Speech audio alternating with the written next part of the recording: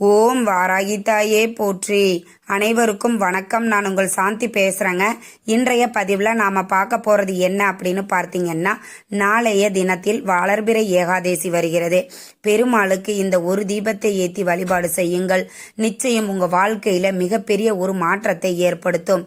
இந்த தீபம் எப்படி ஏத்தணும், எந்த நேரத்தில் ஏற்றணும், இதை ஏற்றுவதனால் என்னென்ன பலன்கள் நம்மளுக்கு கிடைக்கும் அப்படிங்கிறத பற்றி தெளிவாக நம்ம இந்த பதிவில் பார்க்கலாம். அதற்கு முன்னாடி நம்ம சேனலை சப்ஸ்கிரைப் பண்ணாதவங்க சப்ஸ்கிரைப் பண்ணிக்கோங்க. பக்கத்திலே இருக்கிற பெல் ஐக்கானையும் கிளிக் பண்ணிக்கோங்க. அப்போ தான் நான் போடுற எந்த ஒரு வீடியோவாக இருந்தாலும் உடனே உங்களுக்கு நோட்டிஃபிகேஷனில் வரும். இப்போ நாளைய தினத்தில் வரக்கூடியது வளர்பிறை ஏகாதேசி. ஞாயிற்றுக்கிழமை அன்று நம்மளுக்கு வருகிறது. இதை மோகினி ஏகாதேசி அப்படின்னு சொல்லுவாங்க.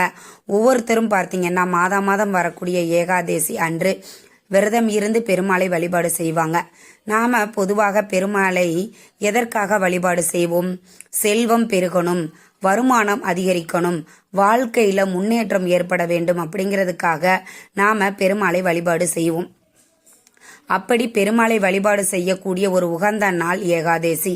அதுவும் வளர்பிறை ஏகாதேசியாக வரக்கூடிய காரணத்தினால பெருமாளுக்கு இந்த ஒரு தீபத்தை ஏற்றி வழிபாடு செய்யுங்கள்.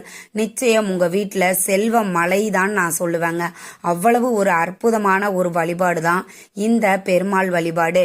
நாம பெருசா வழிபாடு அப்படின்னா நிறைய நெய்வேத்தியம் செஞ்சு மந்திரங்கள் சொல்லி ரொம்ப நேரம் எடுத்துக்கும் அப்படின்லாம் நீங்க யோசிக்கவே யோசிக்காதீங்க. நம்ம கிட்ட என்ன இருக்குதோ அதை கொண்டு நாம வழிபாடு செய்யும் போது அதனுடைய முழு பலனுமே நம்மளுக்கு கிடைக்கும். சரி, இந்த வழிபாடு யாரெல்லாம் செய்யலாம்? எல்லாருமே செய்யலாங்க. தீட்டு நாட்களில் இருக்கிறவங்க மட்டும் நீங்க அவாய்ட் பண்ணிருங்க. உங்க வீட்டில் வேற யாராவது இருக்கிறாங்க, குழந்தைகள், கணவர்கள் இருக்கிறாங்கன்னா அவங்கள விட்டு நீங்க இந்த வழிபாட்டை செய்து கொள்ளலாம். பெண்கள் மாதவிடாய் காலத்துல இருக்கும்போது மட்டும்தாங்க இந்த ஒரு விஷயம் நீங்க செய்யணும். சரிங்க, இப்போ பெருமாளை நாம எந்த நேரத்துல வழிபாடு செய்யணும்? ஏகாதேசி அன்று மாலை 5:30 மணிக்கு மேல நீங்க எப்ப வேணாலும் வழிபாடு செய்யலாம். ஏன்னா 5:30 மணிக்கு மேல விஷ்ணு காலம் அப்படின்னு சொல்லப்படக்கூடிய நேரம். அதனால நீங்க 5:30 மணியில் இருந்து 6:30 மணி வரைக்கும் இருக்கக்கூடிய நேரத்தை நீங்க பயன்படுத்தி கொள்ளலாம். உங்க வீட்டுல பூஜை அறையில பெருமாள் படம் இருக்குதுன்னா நல்லா சுத்தம் பண்ணிக்கோங்க. துளசி மாலைகள் கிடைத்தா நீங்க சாத்திக்கோங்க.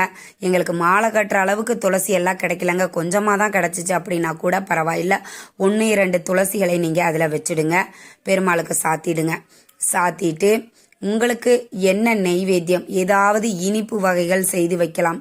இல்லை அப்படின்னா கலவை சாதம், புளி சாதம், எலுமிச்சம்பழ சாதம், தயிர் சாதம், இந்த மாதிரி ஏதாவது கலவை சாதம் உங்களுக்கு நெய்வேத்தியம் வைக்கணும் அப்படின்னா கூட அதுவும் நீங்க செஞ்சு வச்சுக்கலாம். நைவேத்தியமாக இதை செஞ்சு வச்சுட்டு இப்ப நான் சொல்லக்கூடிய இந்த தீபத்தை ஏத்துங்கள். இது மிக மிக சக்தி வாய்ந்த ஒரு தீபம். திருப்பதியில இருக்கக்கூடிய அக்ரஹாரத்துல மாமிகள்லாம் இருப்பாங்க இல்லைங்களா, அவங்கெல்லாம் ஒவ்வொரு ஏகாதேசிக்கும் இந்த தீபத்தை ஏத்தி தான் அவங்க பெருமாளை வழிபாடு செய்யறாங்க. அதே மாதிரி பார்த்தீங்கன்னா ஏகாதேசிக்குன்னே அவங்க இந்த தீபத்தை தான் ஏத்துறாங்க. வேற எந்த தீபமும் அவங்க ஏத்துறது கிடையாது. ஸ்பெஷலா ஏத்தக்கூடிய இந்த தீபம், இதை ஏற்றுவதனால் நம்மளுக்கு பாத்தீங்கன்னா நம்ம வாழ்க்கையில அனைத்து ஐஸ்வர்யங்களும் கிடைக்கும் அப்படின்னு சொல்லப்பட்டிருக்கு. பெருமாளின் நெஞ்சில நித்தியமாக வாசம் செய்யக்கூடியவள் மகாலட்சுமி தாயார். ஆக நாம பெருமாளை வழிபாடு செய்யும் போதே மகாலட்சுமி தாயாரையும் சேர்த்தே நாம வழிபாடு செய்வோம். நம்ம வீட்டுல செல்வ நிலை உயரணும், வறுமைகள் நீங்கணும், வருமானம் அதிகரிக்கணும் அப்படின்னு நீங்க நினைச்சீங்கன்னா ஏகாதேசி அன்று இந்த ஒரு தீபத்தை ஏத்தி நீங்க பெருமாளை வழிபாடு செய்யுங்கள். என்ன தீபம் அப்படின்னு பார்த்தீங்கன்னா மாவிளக்கு. மாவிளக்குன்னு சொன்ன உடனே நம்ம என்ன பண்ணுவோம்? 2 தீபங்கள், மாவிளக்குல 2 விளக்கு மட்டும் ஏத்துவோம். அப்படி கிடையாது. நாம சாதாரணமாக செய்யக்கூடிய மாவு, பச்சரிசி மாவு இருக்குது இல்லைங்களா, அதுல நீங்க தண்ணியோ இல்லைன்னா பாலோ விட்டு கலக்கி அதுல 7 விளக்கு வர்ற மாதிரி நீங்க செஞ்சுக்கோங்க. 7 விளக்கு, 7 மலையானுக்கு 7 விளக்கு நம்ம இதுல மாவிளக்குல வைக்கணும். 7 விளக்கு குட்டி குட்டியா இருந்தா கூட போதுமானது. ரொம்ப பெருசா இருக்கணும்ன்ற அவசியம் கூட கிடையாது. குட்டி குட்டியா 7 விளக்கு நீங்க அந்த மாவிளக்குலயே செஞ்சுக்கோங்க. செஞ்சுட்டு மஞ்சள்ல நாமம், மஞ்சள் குங்குமத்தால நாமம் வச்சுட்டு குங்குமம் வச்சுக்கோங்க. குங்குமம் வச்சுட்டு அதுல நெய் ஊத்தி திரி போட்டு 7 தீபம் ஏற்றுங்க. 7 மாவிளக்கு வச்சு 7 விளக்குலையும் நெய் ஊற்றி திரி போட்டு 7 விளக்கு இப்படி ஏற்றி பெருமாளினுடைய மந்திரத்தை சொல்லி போற்றியலை சொல்லி அவருக்கு அர்ச்சனை செய்து தீபதூப ஆராதனை எல்லாம் காட்டி உங்களுடைய பூஜையை நிறைவு செய்து கொள்ளுங்கள். இந்த மாதிரி ஒவ்வொரு ஏகாதேசி அன்றும் நாம பெருமாளை நினைத்து பூஜைகள் செய்து வழிபாடு செய்யும் போது நிச்சயம் நம்மளுடைய வாழ்க்கையில ஒரு மிகப்பெரிய ஒரு மாற்றத்தையும் ஏற்படுத்தும். இந்த மாவிளக்கு ஏற்றுவதனால் நம்மளுக்கு பார்த்தீங்கன்னா அனைத்து விதமான ஐஸ்வர்யங்களும் கிடைக்கும் அப்படின்னு சொல்லப்பட்டிருக்கு.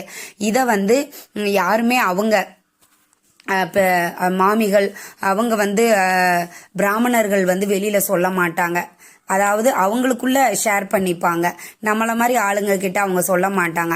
நான் யதார்த்தமா அங்க போய் பார்க்கிறப்பதான் தெரிஞ்சது இவங்க ஸ்பெஷலா அந்த தீபம் ஏத்தி வழிபாடு செய்யறாங்களேன்னு. அதற்கப்புறம் நான் அதை கேட்டு தெரிஞ்சுக்கிட்டேன். நீங்களும் இந்த தீபத்தை ஏத்தி பெருமாளை வழிபாடு செய்யுங்கள். நிச்சயம் உங்க வீட்டுல செல்வ வளம் அதிகரிச்சுக்கிட்டே இருக்கும். அதே மாதிரி பார்த்தீங்கன்னா பெருமாளை நாம வழிபாடு செய்யும் போதே ஆட்டோமேட்டிக்கா நாம பெருமாளை வழிபாடு செய்யணும்னு நினைக்கிறதே நம்ம வாழ்க்கையில ஒரு முன்னேற்றம் ஏற்பட ஆரம்பிச்சிருச்சு அப்படின்னு அர்த்தம். அதனால அதை நீங்க நல்லா ஞாபகத்துல வச்சுக்கோங்க. 7 அது ரொம்ப நீங்க பெருசா மாவிளக்கு செய்யணும்னு அவசியம் இல்லைங்க. சின்ன சின்னதா ஒரு 7 விளக்கு செஞ்சு நீங்க ஏழுமலையானுக்கு ஏத்தி இந்த வழிபாட்டை செய்யுங்கள். நிச்சயம் உங்க வாழ்க்கையில மிகப்பெரிய ஒரு மாற்றத்தையும் ஏற்படுத்தும். மிகப்பெரிய ஒரு செல்வ நிலையை ஒரு பொருளாதார நிலையை உயர்த்தும் அப்படின்னு சொல்லப்பட்டிருக்கு. நம்பிக்கையோட செஞ்சு பெருமாளை வழிபாடு செய்யுங்கள். நிச்சயம் பெருமாளுடைய அருள் பரிபூரணமாக கிடைக்கும். இந்த தகவல் உங்களுக்கு ரொம்பவுமே பயனுள்ளதாக இருந்திருக்கும்னு நினைக்கிறேன். வீடியோ பிடிச்சிருந்தா லைக் பண்ணுங்க, ஷேர் பண்ணுங்க, கமெண்ட் பண்ணுங்க. இந்த பதிவை உங்களுடைய உற்றார் உறவினர்கள் நண்பர்களுக்கும் ஷேர் பண்ணுங்க. அவங்களும் பார்த்து பயன்பெறட்டும். நன்றி, வணக்கம்.